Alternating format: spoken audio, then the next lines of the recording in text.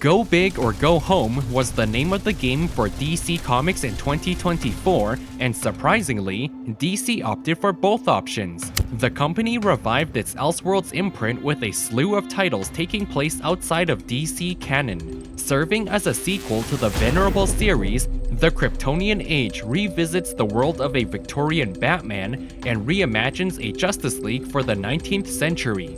This is the story of Batman, Gotham by Gaslight, the Kryptonian Age.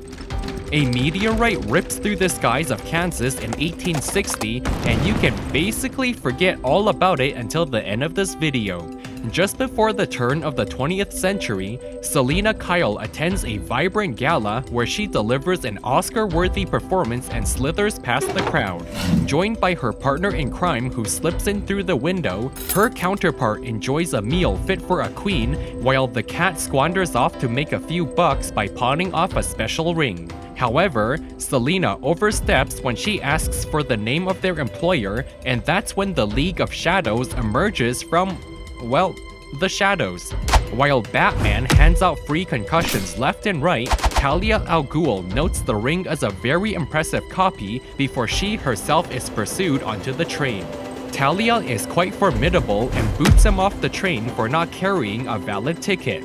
Bruce has long been investigating the disappearance of ancient relics, not unlike the fake ring he baited Selina with, and their connection to something called the Kryptonian Age. At least now he knows the mysterious League of Shadows is responsible.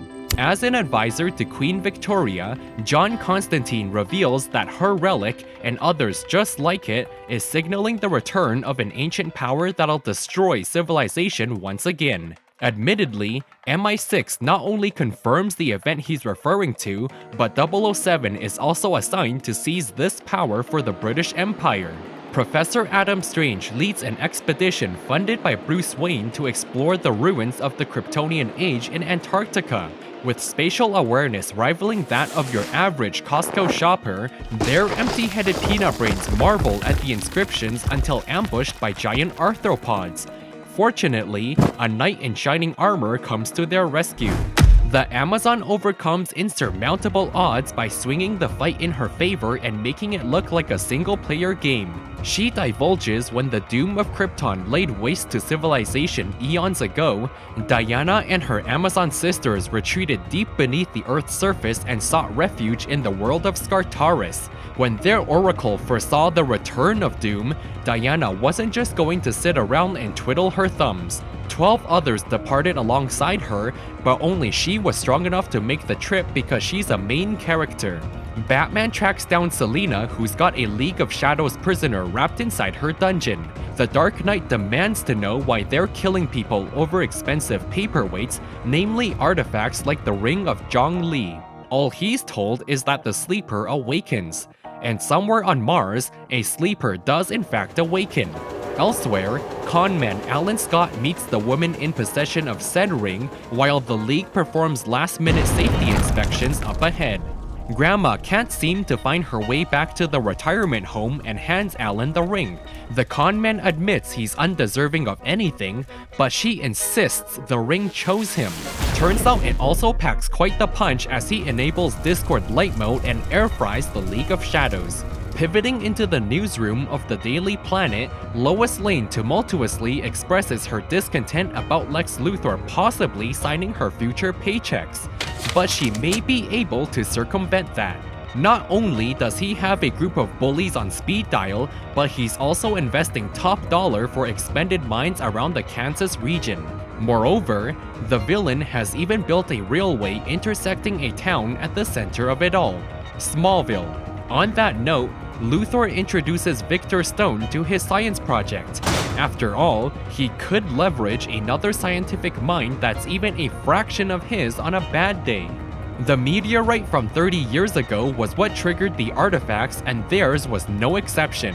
While Lex received a lifetime supply of coupons to the barbershop, his lab assistant Jay Garrick became frozen in animation and has been serving as a lab rat ever since. Victor decides to walk out on him over ethics, and that's what prompts the final boss to give him the Cyborg starter pack. Lois and Jimmy arrive in Smallville and begin scouting the area.